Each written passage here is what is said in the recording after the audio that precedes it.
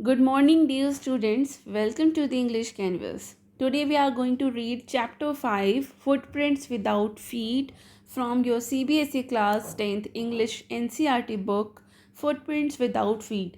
तो ये वो चैप्टर है जिसके नाम पर आपका बुक का भी टाइटल है. So ये चैप्टर बहुत इंपॉर्टेंट है. So before we begin, make sure to like this video, share it with your friends and subscribe to the channel for more helpful lessons and explanation. And don't forget to press the bell icon so you never miss an update. So ये जो story है, इस story को लिखा है H.G. Wales ने. H.G. Wales एक English author हैं. इन्होंने 50 से भी ज़्यादा नॉवेल्स और शॉर्ट स्टोरीज़ लिखी हैं. इनकी जो नॉवेल्स हैं और जो इनकी शॉर्ट स्टोरीज़ है वो अपने वो सोशल कमेंट्री के ऊपर है, पॉलिटिक्स के ऊपर है, history, popular science, satire, biography, autobiography की बायोग्राफीज़ हैं. सो Wells is H.G. Wells is most known today for its groundbreaking science fiction novels and he has been called the father of science fiction. तो H.G. Wells को हम father of science fiction भी कहते हैं. और ये जो स्टोरी है फुटप्रिंट्स विदाउट फीट, ये इसका बहुत अच्छा एग्जाम्पल है. इनका एक बहुत ही फेमस नॉवेल था द इनविजिबल मैन. ये उसी से ही लिया गया है.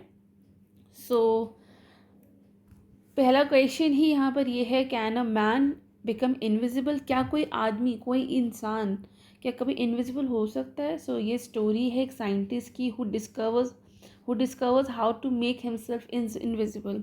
तो ये कहानी एक ऐसे ये साइंटिस्ट की है जो एक ऐसे ही डिस्कवरी करता है जिसमें वो खुद को इनविजिबल करता है.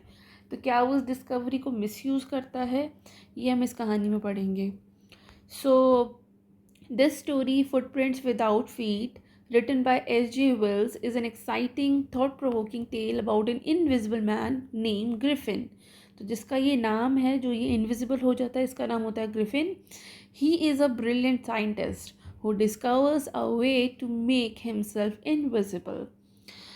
However, instead of using his discovery for the good of mankind, he misuses it for selfish purposes. होना ये चाहिए था कि ग्रिफिन को अपनी इस डिस्कवरी को ह्यूमन काइंड के लिए, मानवता के लिए, इंसानियत के लिए अच्छे यूज़ में यूज़ करना था, मतलब उसको अच्छा यूज़ करना था, बट उसने वो ना करके इसका मिसयूज़ किया. So this chapter not only gives us thrilling incidents of how Griffin moves around unnoticed but also highlights how misuse of science and lack of moral values can lead to destruction. बिल्कुल सही बात है. ये chapter हमें यही बताएगा कि अगर हम साइंस को, साइंटिफिक डिस्कवरीज़ को अगर हम उनका मिसयूज़ करते हैं और हमारे अंदर अगर मॉरल वैल्यूज़ की कमी होती है तो इसका जो रिज़ल्ट होता है वो डिस्ट्रक्शन ही होता है. It teaches us that intelligence without responsibility can be dangerous. So let's dive into this fascinating story of mystery, science and suspense. So let's begin. Two boys started in surprise as the fresh muddy imprints of a pair of bare feet. What a barefooted man doing on the steps of a house in the middle of London, and where was the man?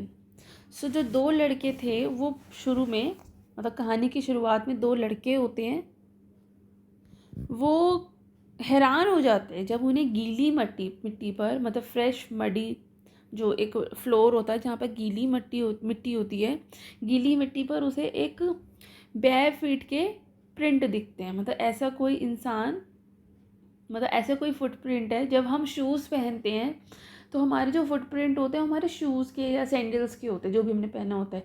लेकिन अगर हमारे feet जो है वो bear है, मतलब हमने कुछ नहीं पहना है, तो हमारे जो फीट के प्रिंट होंगे वो हमारे फीट के होंगे, एक्चुअल फीट के होंगे. तो इसका मतलब वो जो निशान है वो किसी ऐसे इंसान के हैं जो जिसने पैरों में कुछ नहीं पहना है. सो वो दोनों लड़के हैरान हो गए जब उन्होंने देखा कि गीली मिट्टी पे नंगे पैरों के ताज़े ताज़े निशान बने हुए हैं. सोचो ज़रा, लंदन की सड़कों पर अचानक 2 बच्चों को मिट्टी में नंगे पैरों के फ्रेश फुटप्रिंट्स दिखते हैं। अब सवाल ये उठता है कि ये नंगे पैर वाला इंसान था कौन, कहाँ है?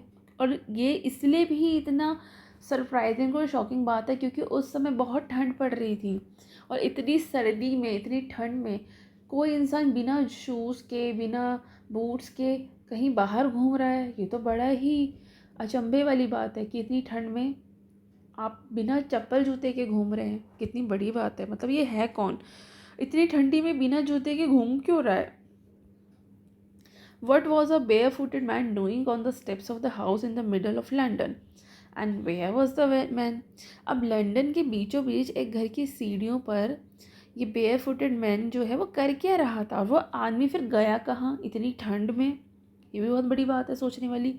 सब लड़कों के दिमाग में ये सवालों का तूफान आ गया कि वो फुटप्रिंट्स किसके हैं, वो नंगे पैर क्यों है, वो आदमी गायब कहाँ हो गया। और यहीं से एक मिस्ट्री की शुरुआत होती है। As they gazed, a remarkable sight met their eyes. A fresh footmark appeared from nowhere.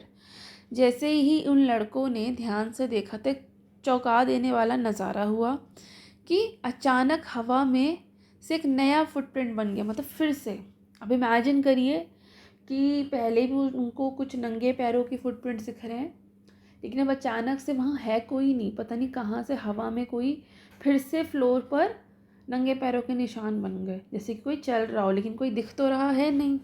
तो ये बड़े परेशान हो गए हैं।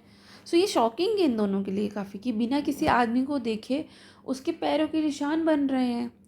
तो मतलब जैसे कि कोई इनविजिबल मैन घूम घूम रहा है जो हमें दिख नहीं रहा, लेकिन उसके फुटप्रिंट्स हमें दिख रहे हैं। इसलिए इस चैप्टर का नाम है फुटप्रिंट्स विदाउट फीट। मतलब फीट नहीं दिख रहे हैं लेकिन फुटप्रिंट्स हैं। Further footprints followed, one after another, descending the steps and progressing down the street. So अब उसके बाद एक के बाद एक और, मतलब एक के बाद एक फुटप्रिंट्स बनने लगे, जैसे कि कोई सीढ़ियों से उतरकर सड़क की ओर जा रहा है। मतलब कोई सीढ़ियों से उतर कर आ रहा है ना, ऐसे कोई, लेकिन कोई दिख तो रहा नहीं है। अब लड़के पूरे फैसिनेशन से उन पैरों के निशानों को फॉलो करने लगे, जैसे जासूस लोग केस सॉल्व करते हैं ना, बिल्कुल वैसे ही। The boys followed fascinated and until the muddy impression became fainter and fainter and at last disappeared altogether. अब ये जो लड़के हैं दोनों, ये एकदम मंत्रमुग्ध होकर, फैसिनेटेड होकर उन निशानों को फॉलो करने लगे, लेकिन धीरे धीरे मिट्टी पे जो निशान थे पैरों के वो हल्के होते गए और आखिर में बिल्कुल गायब हो गए। तो मतलब वो पहुंच जाते शायद, अगर ये कंटिन्यू रहते तो मतलब मिस्ट्री सॉल्व हो जाती, लेकिन पैर के निशाने गायब हो गए तो अब कहाँ ढूंढेंगे उसको। अब वो मिस्ट्री रह गई। अब ये दोनों लड़के समझ ही नहीं पाए कि अरे वो आदमी कहाँ गया, और फुटप्रिंट्स भी अब सूख गए, हवा में उड़ गए अचानक से। The explanation of the mystery was really simple enough. The bewildered boys had been following a scientist who had just discovered how to make the human body transparent. अब ये एक्सप्लेनेशन जो थी, मतलब यहाँ पर ऑथर कहते हैं कि ये जो एक्सप्लेनेशन है ये इतनी, मतलब मिस्ट्री जो है वो इतनी सिंपल लग नहीं रही है। मतलब ये कोई जादू वादू तो नहीं है, मतलब इस तरह का कोई आदमी है जो दिख रहा था। तो वो कहता है कि मतलब जो ये मिस्ट्री है ना, इसका जो असली राज है, मतलब अभी तो हमें नहीं पता है कि क्या है, और उन 2 लड़कों को भी नहीं पता है, तो उनके लिए वो इसका जो रीज़न है वो थोड़ा सा मतलब काफ़ी प्रॉब्लमैटिक हो सकता है, जो समझ में नहीं है। लेकिन इस रहस्य का जो, इस मिस्ट्री का जो असली राज है वो बहुत सिंपल है।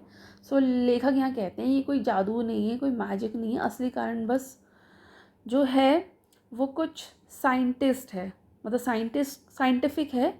असली कारण बस यही है कि फुटप्रिंट एक साइंटिस्ट के हैं, और वो साइंटिस्ट जिसने कुछ डिस्कवर किया है जिससे ह्यूमन बॉडी ट्रांसपेरेंट हो जाती है, इनके दिखती नहीं है।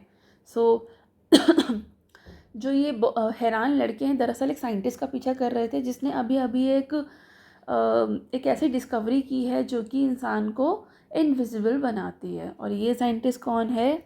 ये साइंटिस्ट है ग्रिफिन। Griffin the scientist. उसने एक ऐसा फार्मूला बना लिया जिससे उसका पूरा शरीर इनविजिबल हो गया, इसलिए बच्चों को उसके पास फुटप्रिंट दिख रहे हैं और आदमी, मतलब ये दोनों लड़कों को फुटप्रिंट दिख रहे हैं और आदमी नहीं दिख रहा है। Griffin the scientist had carried out experiment after experiment to prove that the human body could become invisible. अब जो ग्रिफिन है ना, वो जो साइंटिस्ट है, ये बार बार एक्सपेरिमेंट कर रहा था, आखिरकार उसने साबित कर ही दिया कि ह्यूमन बॉडी भी इनविजिबल हो सकती है। तो मतलब ये है कि जो ग्रिफिन है ना, ये कोई छोटे मोटे साइंटिस्ट नहीं थे, बल्कि एक पक्के वाले साइंटिस्ट थे। मतलब जिसने जो ठान लिया डिस्कवरी करने का, वो करेंगे। अब उन्होंने सोच लिया था कि ऐसा कोई फॉर्मूला बनाना ही है जिससे इंसान इनविजिबल हो जाए, तो बना दिया। Finally he swallowed certain rare drugs and his body became as transparent as a sheet of glass, though it also remained as solid as glass. तो आखिरकार उन्होंने एक ऐसा रेयर ड्रग खाया और जिससे उनकी जो बॉडी थी वो ग्लास के जैसे ट्रांसपेरेंट हो गई। जैसे ग्लास है, ग्लास होता है लेकिन हमें उसके आर पार दिखता है। अगर ग्लास बहुत अच्छी क्वालिटी का है ना, तो कई बार लोग उससे टकरा भी जाते हैं क्योंकि उन्हें लगता नहीं है कि यहाँ कुछ होगा। जब ग्लास पुराना हो जाता है, ये उतनी उतनी अच्छी क्वालिटी का नहीं रहता, तब लोगों को पता चलता है यहाँ ग्लास है। अगर ग्लास बहुत अच्छी क्वालिटी का हो तो लोगों को दिखता भी नहीं है। तो उन्होंने भी एक कोई रेयर ड्रग खाया है जिससे उनका शरीर कांच की शीट जैसा ट्रांसपेरेंट हो गया है, यानी कि नज़र आता है तो बस हवा जैसा। और छूओगे अगर इस इनविजिबल मैन को कोई छू लेगा तो उसको पता चलेगा भाई हाँ इंसान तो है, लेकिन दिखेगा नहीं। सो अब ग्रिफिन जो है हवा की तरह हो गया। ग्रिफिन जो है महसूस भी होता है लेकिन दिखाई नहीं देता है। तो यानी कि एक इनविजिबल मैन अब बन गया है। ब्रिलियंट साइंटिस्ट दो he was, Griffin was rather a lawless person. अब ये जो साइंटिस्ट है काफ़ी ब्रिलियंट है, मतलब ब्रिलियंट तो है लेकिन ये ना काफ़ी लॉलेस पर्सन है। मतलब ये कानून तोड़ने वाला बदमाश किस्म का इंसान है ये। अब यहाँ ट्विस्ट आ गया कि ग्रिफिन जो है ये, इसके पास ब्रेन भी बहुत है, साइंटिस्ट है ये, काफ़ी इंटेलिजेंट साइंटिस्ट है, लेकिन ये दिल से ना थोड़ा गलत इंसान है। इसको ना मतलब इसको कानून तोड़ना है, तो मतलब ये इंसान तो अच्छा नहीं है। So good scientist but bad human being. तो साइंटिस्ट ये बहुत अच्छा है लेकिन ये इंसान अच्छा नहीं है। His landlord disliked him. इसका जो लैंडलॉर्ड है इसको भी पसंद नहीं करता and try to eject him. और वो उसे कोशिश भी करता है कि इसको निकाल दे। क्यों? क्योंकि शायद ये रेंट नहीं देता होगा ना। In revenge Griffin set fire to the house. तो अब जो लैंडलॉर्ड इसको पसंद नहीं करता और इसको हमेशा निकालने के लिए करता रहता है, तो इससे बदला लेने के लिए वो इसके घर में आग भी लगा देता है। To get away without being seen he had to remove his clothes. तो अब ये देखिए, फील हम इसे कर सकते हैं लेकिन देख नहीं सकते, तो कोई किसी को इसकी प्रेजेंस भी ना हो, पता चले, तो इसलिए ये कपड़े भी उतार देता है। कपड़े उतार के तो फिर ये बिल्कुल इनविजिबल है। Thus it was that he became a homeless wanderer. और इसी तरह से एक होमलेस वॉन्डरर हो गया ये। मतलब अब ये कपड़े उतार के ही घूम रहा है, तो इसके पास एक तो घर नहीं है, इसके मालिक ने इसको घर से निकाल दिया और फिर इसने उसके घर में आग लगा दी। तो घर भी नहीं है इसके पास, कपड़े भी नहीं है, पैसे भी नहीं है और क्वाइट इनविजिबल भी है ये। Until he happen to step in some mud. हाँ, अगर ये मड में जाए तो वहाँ पर इसके फुटप्रिंट आते हैं। So he left footprint as he walked. जहाँ भी जाता है फुटप्रिंट छोड़ देता है, मड वगैरह में जाए। लेकिन अगर ये प्रॉपर फ्लोर पे जाएगा तो ये वहाँ पे इसके फुटप्रिंट भी नहीं आएंगे, राइट। चलिए आगे पढ़ते हैं। He escaped easily enough from the boys who followed his footprints in London. अब ये उनसे ईजिली बच भी गया था जो इसकी फुटप्रिंट्स को फॉलो कर रहे थे। But his adventures were by no means over. लेकिन इसके एडवेंचर अभी यहाँ ख़त्म नहीं हुए हैं, अभी और होंगे। He had chosen a bad time of the year to wander about London without clothes. अभी क्योंकि इसने बड़ा ही गलत मौसम चुन लिया है बिना कपड़ों के घूमने का लंदन, क्योंकि अभी क्या है, बहुत ज़्यादा ठंड हो रही है। अभी ठंडी के मौसम भले ही दिखता नहीं है लेकिन इसको ठंड तो लगती है ना। तो इतनी ठंडी के मौसम में इसने ये टाइम चूज़ कर लिया, ये बहुत गलत किया। इट वॉज मिड विंटर, अभी मिड विंटर है. The air was bitterly cold, air बहुत ही ठंडी है. And he could not do without clothes, और ये कुछ नहीं कर सकता बिना क्लोथ्स के. So instead of walking about the street he decide to slip into big London store for warmth. तो अब इसने सोचा कि भाई इतनी ठंडी में मेरे पास पैसे तो है नहीं, और कहीं जा भी नहीं सकता. वैसे तो ये घूम ले सड़क पर, कहीं भी चला जाए, कुछ भी खा भी लेगा, क्या पता चलेगा. लेकिन अब इतनी ठंडी में तो कहीं जा नहीं सकता, तो गली गली घूमने की जगह से सोचा कि चलो मैं एक बिग लंदन स्टोर है, वो थोड़ा वार्म है, वहाँ पे रह लेता हूँ. सो क्लोजिंग टाइम अराइव्ड. वो जो लंदन स्टोर है उसका बंद होने का टाइम हुआ. As soon as the door was shut Griffin was able to give himself the pleasure of clothing and feeding himself without regard to expense. अब जैसे उसका टाइम हुआ बंद होने का स्टोर का, जैसे दरवाजे बंद होने वाले थे, ग्रिफिन ने अपने आप को, मतलब he was able to give himself a pleasure, मतलब ये वहाँ चला गया और फिर वहाँ इसने अच्छे से कपड़े और ले लिए उस स्टोर से, और ख़ुद के लिए खाना भी ले लिया, और इसको पैसे भी नहीं देने थे. विदाउट रिगार्ड टू एक्सपेंस, मतलब बिना किसी खर्चे के इसको अच्छे कपड़े मिल गए. He broke open boxes and wrappers and fitted himself out with warm clothes. इसने ओपन बॉक्सेस को तोड़ दिया, रैपर्स को ब्रोक कर दिया, और अपने आप को वार्म कपड़ों में फिट कर लिया. Soon with shoes and overcoat and a wide brimmed hat he became a fully dressed and visible person. अब जैसे इसने ये कपड़े पहन लिए, तो अब ये इसने काफ़ी अच्छे कपड़े पहने. इसने ओवरकोट पहना, जो कि, और एक वाइड ब्रिम्ड हैट इसने पहनी, और ये फुली ड्रेस्ड अप हो गया. और एक फिर जब इसने कपड़े पहन लिए तो ये विजिबल पर्सन हो गया.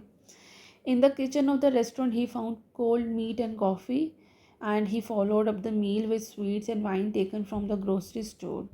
Finally he settled down to sleep on a pile of quilts. अब क्या हुआ कि अब ये उस रेस्टोरेंट की किचन में गया, वहाँ पर इसको कोल्ड मीट मिला, कॉफ़ी मिला, and he followed up the meal with sweets and wine taken from the grocery store. और इसने ग्रॉसरी स्टोर से स्वीट्स और वाइन भी ले ली थी. Finally settled down to sleep on a pile of quilts. अब ये फाइनली सोने के लिए बैठ गया ऑन पाइल ऑफ किल्ट्स, मतलब किल्ट्स के पाइल पे ये सोने के लिए बैठ गया. If only Griffin had manage to wake up in good time all might have been well.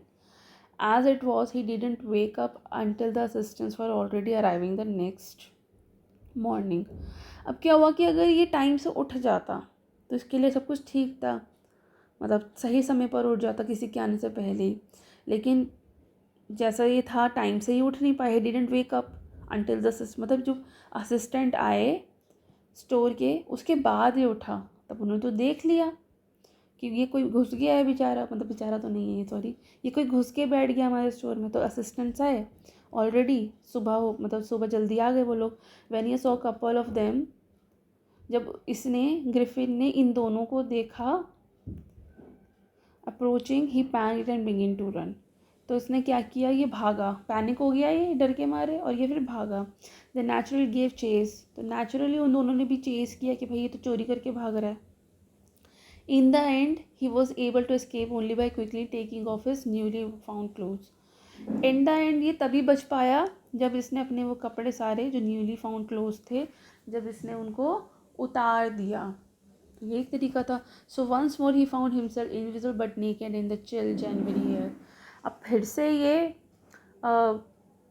मतलब बच तो गया, लेकिन अब ये फिर से, मतलब इनविजिबल हो गया, बच गया, इनविजिबल हो गया, लेकिन फिर से ये, इसके पास कपड़े नहीं थे और ठंड बहुत ज़्यादा थी. सो ये डर के मारे ये वहाँ से निकला स्टोर से, काफ़ी घबरा गया था, दौड़ने लगा, लोग भी इसके पीछे आए.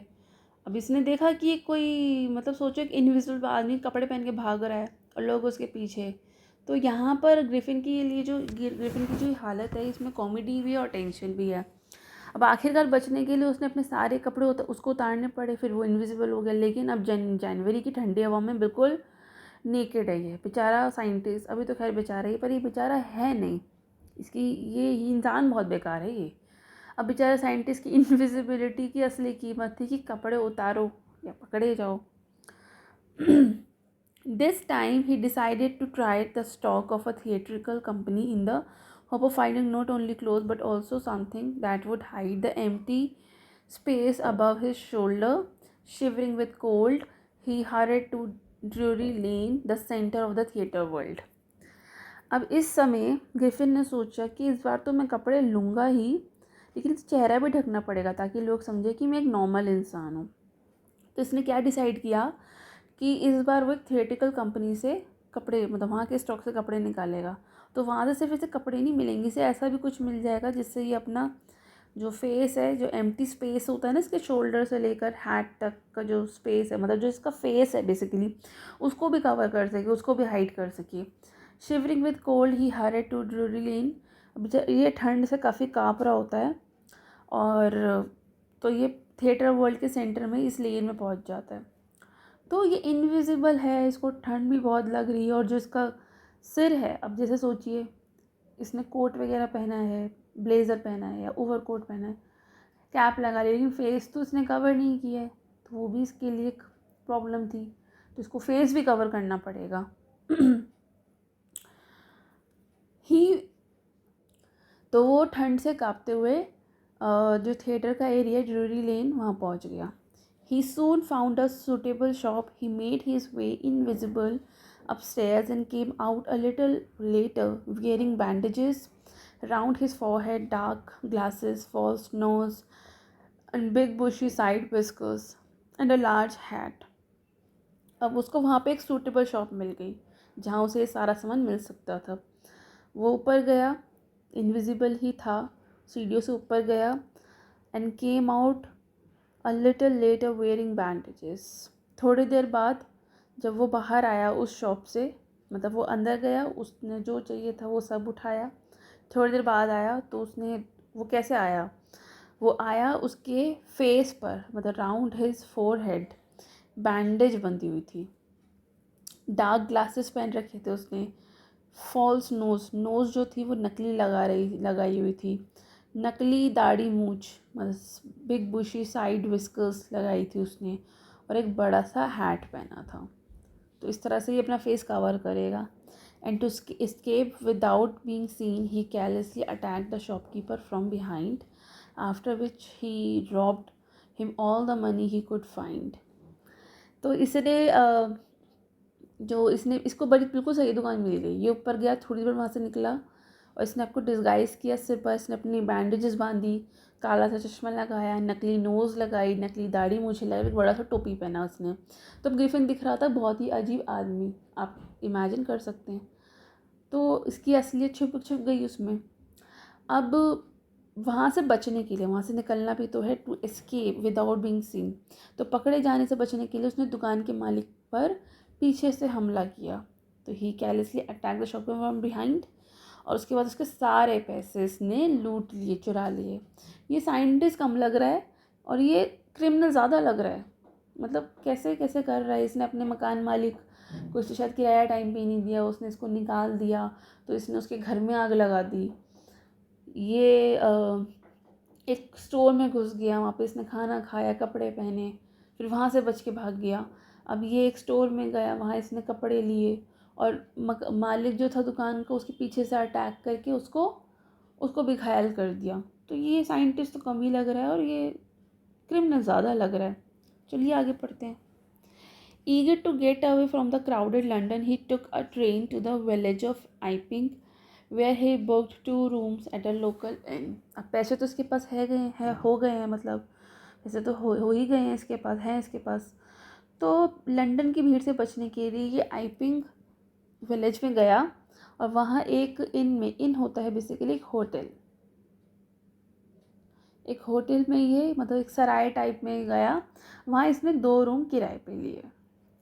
मतलब ये बचना चाहता था ना क्राउडेड लंदन से, तो ये इसने ट्रेन ली और ये आइपिंग में गया, वहाँ पर इसने 2 रूम लिए एक लोकल से होटल में। The arrival of a stranger at an inn winter was in any case an unusual event. अब सर्दियों में किसी ऐसे स्ट्रेंज आदमी का इस इन में आना वैसे भी काफ़ी अजीब था, ऊपर से इसका अपीयरेंस कितना अजीब है देखा जाए तो।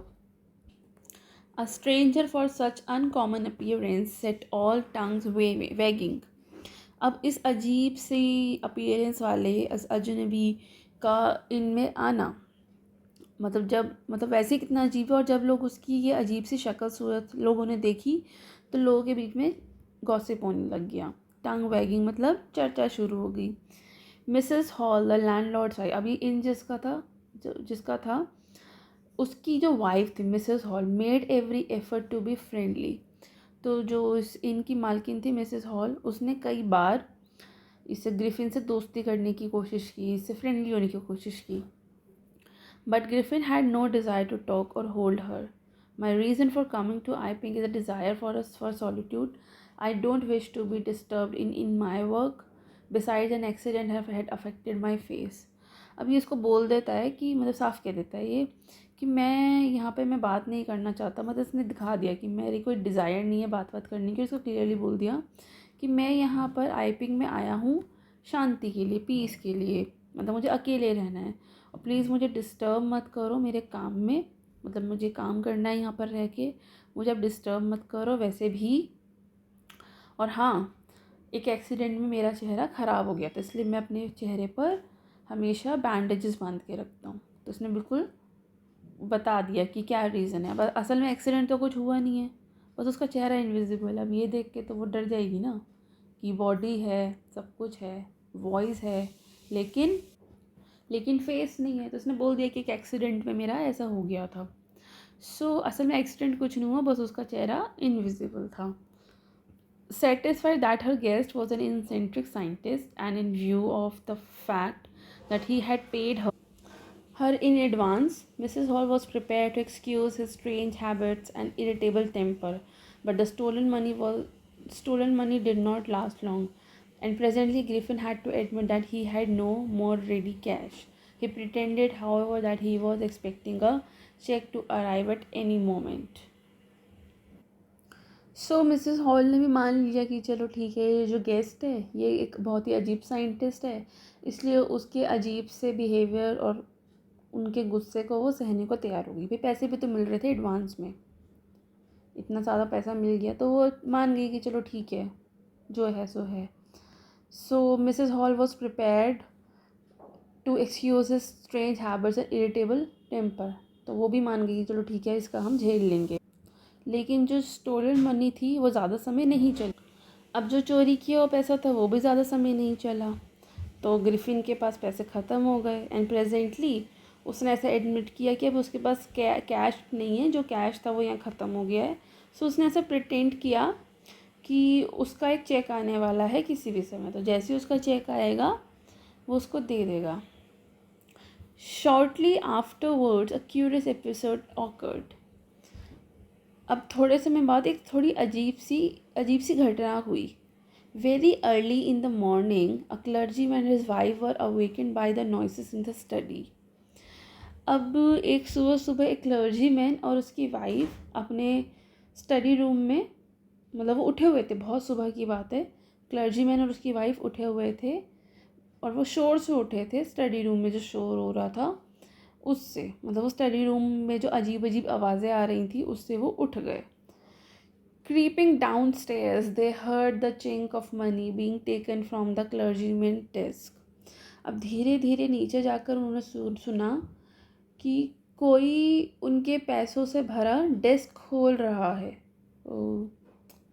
मतलब वो जो आवाज़ें आ रही थी ना वो नीचे से आ रही थी, तो वो धीरे धीरे नीचे गए क्रीपिंग वे में, और उन्होंने देखा कि ना चिंक ऑफ मनी ऐसे करके आवाज़ आ रही है, मतलब कोई क्लर्जीमैन के डेस्क से पैसे निकाल रहा है, कोई चोरी कर रहा है।